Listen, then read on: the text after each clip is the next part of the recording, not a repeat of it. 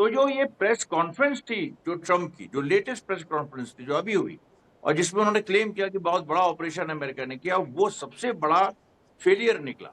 अब देखिए अजीब तरह की चीजें यहां हो रही हैं, डायलेक्टिकल, यानी जो दिखाई पड़ रहा है उससे ठीक उल्टी सच्चाई, उससे ठीक उलट है।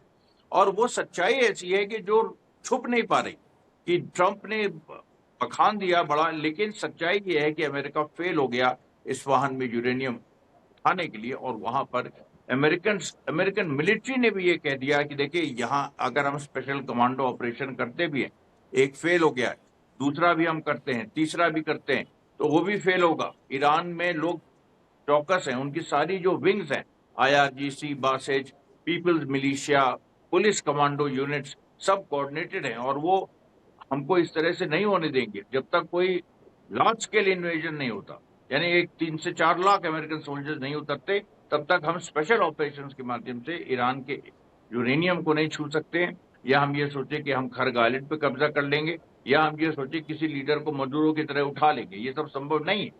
ट्रंप ने पूरी कोशिश की, जब ये हो गया कि मिलिटरली वो किसी भी एंगल से कामयाब नहीं हो सकते हैं, तब उन्होंने ये हार मानी है।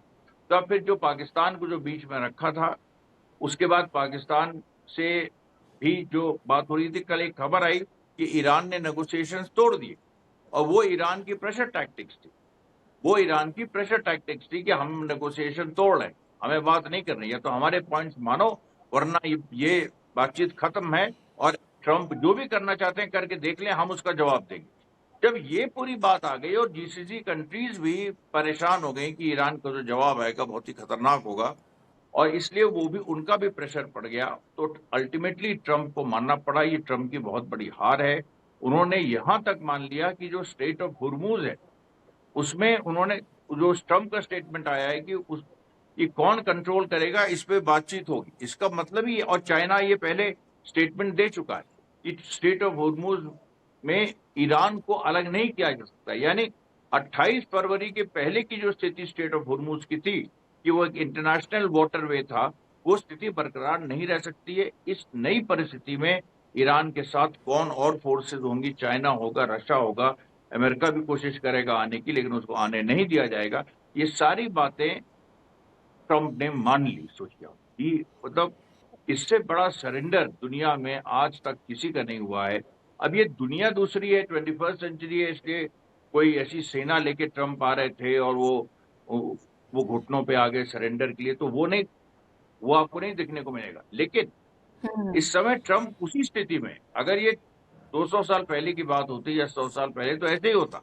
यही हुआ है कि ट्रंप सरेंडर करके घुटनों पे आ गए। लेकिन अब यह है कि वो, क्योंकि हम एक ऐसे वर्ल्ड में रह रहे हैं जहां बहुत सारी हाइब्रिड वॉर का जमाना है, बहुत सारी ऑनलाइन वॉर भी चल रही है, जमीन पे भी लड़ाई चल रही है, तो इसको आप ये मानिए कि ट्रंप का ये कहना, ये चीज, ये लाइन लिखना कि की स्ट्रेट ऑफ हुर्मुज में अब आगे बात होगी, किसका कंट्रोल रहेगा, और उसमें ईरान का उन्होंने ये नहीं कहा कि but it will not be in the hands of Iran, जो वो पहले कह रहे, ये उन्होंने नहीं कहा अपने मैसेज में। तो ये सीधी बात है कि वो ईरान के आगे झुक गए हैं, और this is earth shattering moment.